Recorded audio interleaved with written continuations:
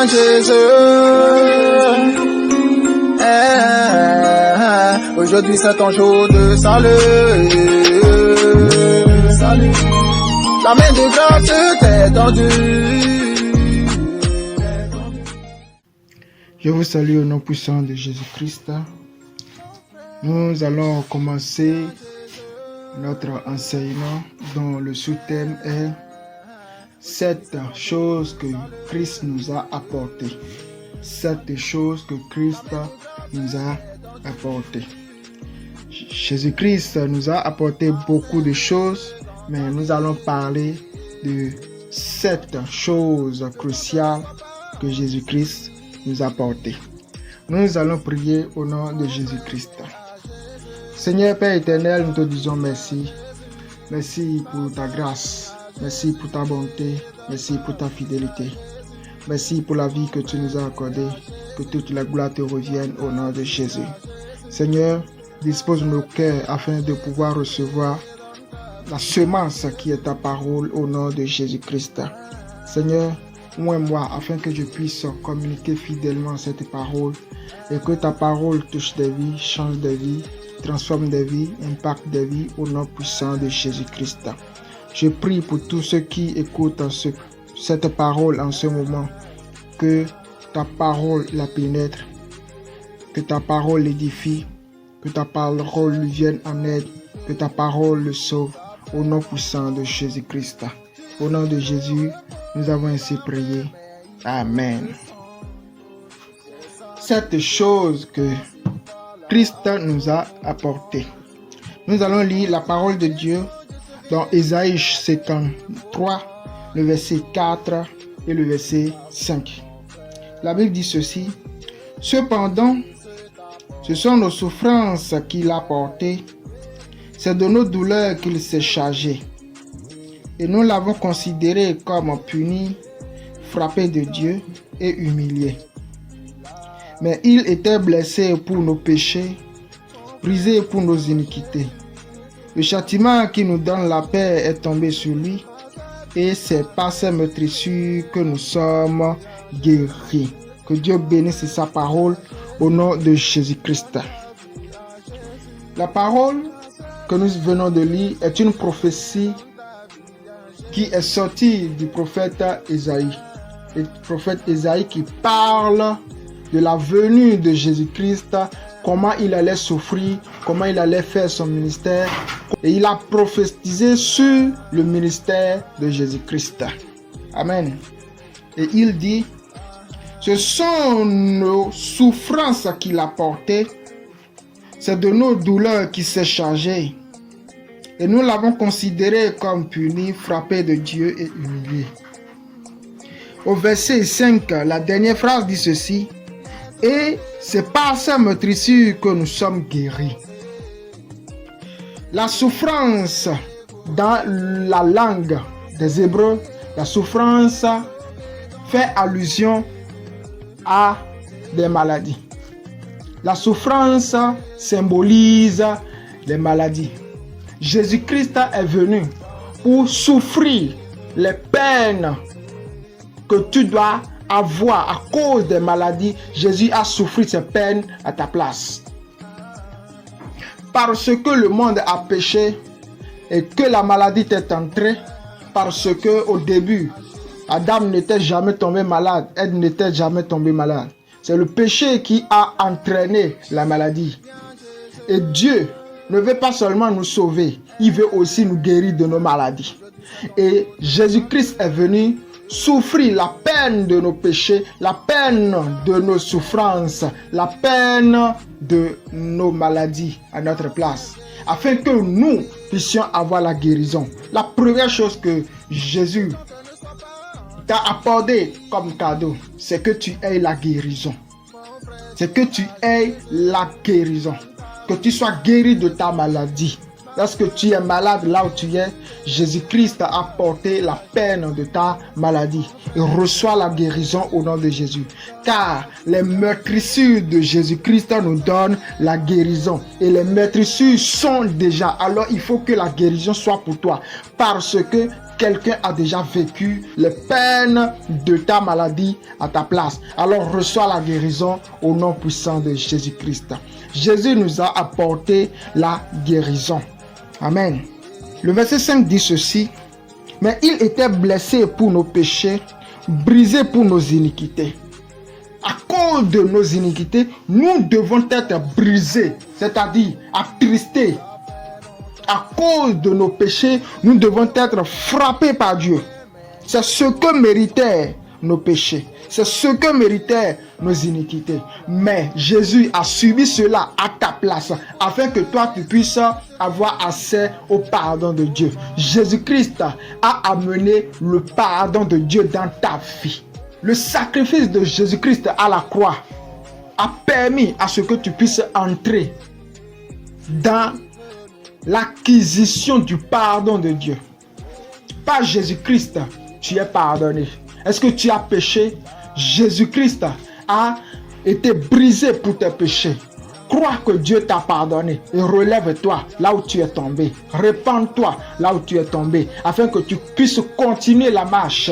Jésus-Christ a été brisé, a été frappé, a été blessé pour nos iniquités et pour nos péchés, afin que nous puissions avoir le pardon de Dieu. Jésus-Christ t'a apporté la guérison. Jésus-Christ t'a apporté le pardon de Dieu, afin que tu puisses vivre une vie paisible. Amen. Jésus-Christ nous a apporté aussi la paix. La Bible dit: le châtiment qui nous donne la paix est tombé sur lui. À cause de nos péchés, à cause de nos iniquités, nous devons être châtiés par Dieu. Châtiés par Dieu. Et comme l'amour de Jésus-Christ pour nous est aussi élevé, il a reçu le châtiment que méritaient nos péchés, afin que nous soyons dans la paix. Le châtiment qui nous donne la paix est tombé sur lui. Le châtiment qui nous donne la paix est tombé sur lui, afin que nous puissions avoir la paix. J'ai la paix dans ma vie. J'ai la paix dans ma vie. J'ai la paix dans mes affaires. J'ai la paix dans mon foyer. J'ai la paix dans mon travail. J'ai la paix dans ma famille. Parce que Jésus-Christ a reçu le châtiment qui me donne la paix. Amen. Jésus-Christ nous a réconciliés avec Dieu. La parole de Dieu dit dans 2 Corinthiens 5, versets 17 à 19. La Bible dit ceci: si quelqu'un est en Christ, il est une nouvelle créature. Les choses anciennes sont passées. Voici, toutes choses sont devenues nouvelles. Et tout cela vient de Dieu, qui nous a réconciliés avec lui par Christ et nous a donné le ministère de la réconciliation. Que Dieu bénisse sa parole. Dieu veut réconcilier le monde entier. Pourquoi? Parce que le péché nous a mis hors de la présence de Dieu. Le péché a engendré une séparation entre Dieu. Et nous ne sommes plus dignes d'entrer dans la présence de Dieu à cause de nos péchés. Et Dieu veut nous réconcilier avec lui parce que nous étions tombés dans l'inimitié avec Dieu. Et Dieu veut réconcilier le monde avec lui. Et cela a été réalisé par Jésus-Christ. Par Jésus-Christ, tu peux être réconcilié avec Dieu. Par Jésus-Christ, tu as le pardon de Dieu, ainsi tu peux rentrer dans la présence de Dieu. Si tu dis, oh, moi j'ai péché, Dieu ne peut pas me recevoir. Moi je suis un grand pécheur. J'ai fait ceci, j'ai tué quelqu'un, j'ai avorté, j'ai fait ça, j'ai fait ça. Est-ce que Dieu peut être aussi compatissant? Est-ce que Dieu peut être aussi compatissant, aussi miséricordieux pour pouvoir me pardonner? Moi je ne crois pas. Je ne crois pas que Dieu puisse me pardonner. La Bible dit que Jésus est le pont qui te relie maintenant avec Dieu. Passe par Jésus et tu vas entrer dans la présence de Dieu. Il nous a réconciliés avec Dieu. Le verset 19, la Bible dit ceci: car Dieu était en Christ, réconciliant le monde avec lui-même, en n'imputant point aux hommes leurs offenses. Et il a remis en nous la parole de la réconciliation. Dieu n'impute point aux hommes leurs offenses, afin que par Christ les hommes, le monde entier, soient réconciliés avec lui. Jésus-Christ nous a amené la réconciliation avec Dieu. C'est un grand cadeau que d'être réconcilié avec Dieu. Ton créateur, tu t'es séparé de lui et quelqu'un est venu te réconcilier avec ton créateur. Je suppose que tu as un problème avec ton papa et ton papa t'a chassé de la maison et le voisin est allé te chercher afin que tu puisses revenir à la maison. C'est ce que Jésus a fait dans ta vie. Il te ramène à Dieu. Alléluia. Nous lisons la parole de Dieu dans Jean, chapitre 1, le verset 12. Jésus-Christ fait de nous des enfants de Dieu. La Bible dit ceci. Mais à tous ceux qui l'ont reçu, à ceux qui croient en son nom, elle a donné le pouvoir de devenir enfants de Dieu. Amen. Tous ceux qui croient en Jésus, tous ceux qui croient en son nom, Jésus, la parole de Dieu, donne le pouvoir de devenir enfant de Dieu. Jésus-Christ est venu changer ton identité. Nous naissons tous enfants de Satan. Nous naissons tous enfants du diable. Nous naissons tous enfants de perdition. Et nous étions destinés à la perdition. Mais à cause de Jésus, nous sommes devenus des enfants adoptifs de Dieu dans le royaume de Dieu. Jésus-Christ est venu te changer l'identité spirituelle. Et tu n'es plus aujourd'hui, si tu crois en Jésus, enfant du diable, enfant du monde, enfant de la perdition. Mais tu es un enfant de la vie éternelle. Tu es un enfant de Dieu. Jésus-Christ est venu te donner une identité. Amen. Jésus-Christ est venu nous donner le Saint-Esprit. Dans Matthieu 3, le verset 11. Matthieu 3, le verset 11. La Bible dit: moi, je vous baptise d'eau. C'est Jean qui parle. Moi, je vous baptise d'eau pour vous amener à la repentance. Mais celui qui vient après moi est plus puissant que moi. Et je ne suis pas digne de porter ses souliers. Lui, il vous baptisera du Saint-Esprit et du feu. Il parle de Jésus-Christ, que Jésus-Christ vous baptisera du Saint-Esprit et du feu. Savez-vous, dans l'Ancien Testament, les gens n'étaient pas baptisés du Saint-Esprit. La Bible dit que l'Esprit descendait, se saisissait des gens. Après avoir accompli sa mission, il les relâchait. Aucun des prophètes de l'Ancien Testament n'était baptisé du Saint-Esprit. Ils avaient seulement l'onction qui les agitait, l'onction, l'esprit qui descendait et qui les agitait pour pouvoir faire une mission. Après la mission, l'esprit retournait. Mais dans la nouvelle alliance, l'esprit ne nous visite plus. L'esprit ne vient pas pour seulement faire une mission et repartir. Non, l'esprit habite en nous. L'esprit habite en nous. Le Saint-Esprit habite en nous. Le Saint-Esprit est en toi à cause de Jésus. Jésus te baptise du Saint-Esprit.